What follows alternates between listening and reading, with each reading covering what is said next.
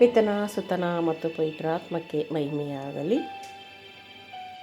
ಸಂತ ಜೋಸೆಫರ ನವೇನ ಪ್ರಾರ್ಥನೆ. ಸಂತ ಜೋಸೆಫರ ಪ್ರಾರ್ಥನೆ.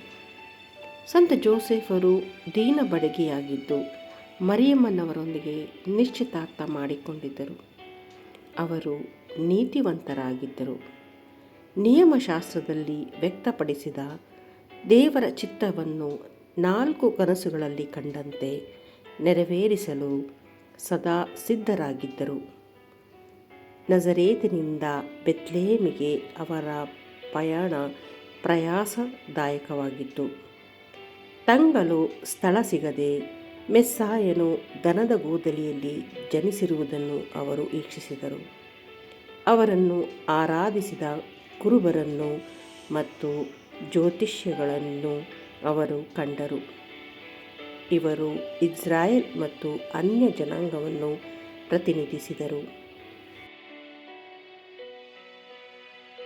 ಜೋಸೆಫರು ಯೇಸುವಿನ ತಂದೆಯಾಗುವ ಅರ್ಹತೆಯನ್ನು ಹೊಂದಿದ್ದು, ದೇವದೂತನು ತಿಳಿಯಪಡಿಸಿದಂತೆ ಮಗುವಿಗೆ ನಾಮಕರಣ ಮಾಡಿದರು. ಅವನು ತನ್ನ ಜನರನ್ನು ಪಾಪಗಳಿಂದ ರಕ್ಷಿಸಿ ಉದ್ಧಾರ ಮಾಡುವನು. ಆದ್ದರಿಂದ ಅವನನ್ನು ಯೇಸು ಎಂದು ಹೆಸರಿಟ್ಟರು.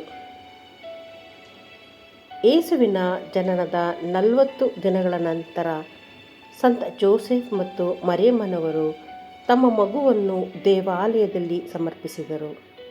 ಆಗ ಯೇಸು ಮತ್ತು ಅವರ ತಾಯಿ ಮರಿಯಮ್ಮನವರ ಬಗ್ಗೆ ಸಿಯೋನಿನತ್ತ ದೀರ್ಘ ದರ್ಶನವನ್ನು ಅವರು ಅಚ್ಚರಿಯಿಂದಲೇ ಆಲಿಸಿದರು. ಹೆರೋದನಿಂದ ಯೇಸುವನ್ನು ಕಾಪಾಡಲು ಜೋಸೆಫರು ಈಜಿಪ್ಟಿನಲ್ಲಿ ಅನಿವಾಸಿಯಾಗಿ ನೆಲೆಸಿದರು. ಅವರು ತಮ್ಮ ಸ್ವಂತ ದೇಶಕ್ಕೆ ಹಿಂದಿರುಗಿದ ನಂತರ ಸಣ್ಣ ಮತ್ತು ಗಲಿಲಾಯದ ಅಗೋಚರ ನಜರೇತಿನಲ್ಲಿ ಅಜ್ಞಾತವಾಸವನ್ನು ಮಾಡಿದರು. ಈ ಊರು ತಮ್ಮ ಪೂರ್ವಿಕರ ಪಟ್ಟಣಗಳಾದ ಬೆತ್ಲೆಹೇಮ್ ಮತ್ತು ಜೆರುಸಲೇಮ್ ಮಹತ್ತರದ ದೇವಾಲಯದಿಂದ ಬಹು ದೂರದಲ್ಲಿತ್ತು. ನಜರೇತಿನ ಬಗ್ಗೆ ಯಾವ ಪ್ರವಾದಿಯೂ ಉಗಮಿಸಲಾರನು ಎಂದು ಅಷ್ಟು ಮಾತ್ರವಲ್ಲ, ನಜರೇತಿನಿಂದ ಏನಾದರೂ ಒಳಿತು ಬರುವುದೇ ಎಂದು ಹೇಳಲಾಗಿತ್ತು.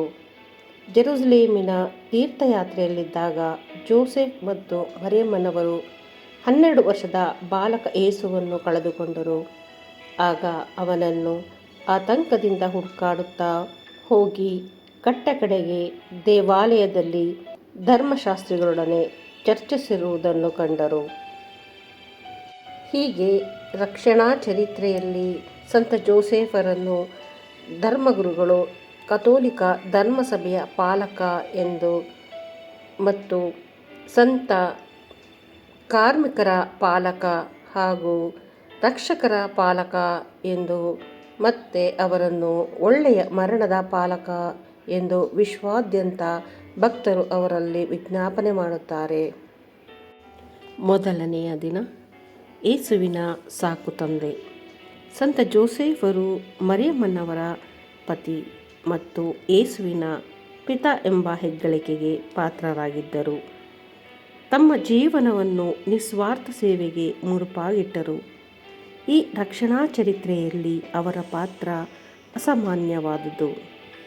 ಪ್ರವಾದಿ ನತಾನನು ದಾವೀದನಿಗೆ ಅವನ ಸಂತತಿಯ ಬಗ್ಗೆ ಒಂದು ವಾಗ್ದಾನ ಮಾಡಿದರು.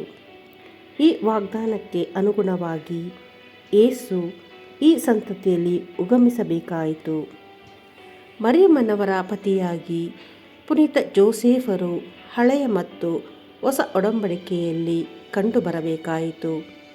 ಯೇಸು ಸ್ವಾಮಿ ವಯಸ್ಸಿನಲ್ಲಿ ಜ್ಞಾನದಲ್ಲಿ ಬೆಳೆಯುತ್ತಾ ದೇವರಿಗೂ ಮಾನವರಿಗೂ ಅಚ್ಚುಮೆಚ್ಚಿನವರಾಗುವುದನ್ನು ಜೋಸೆಫರು ನೋಡಿದರು.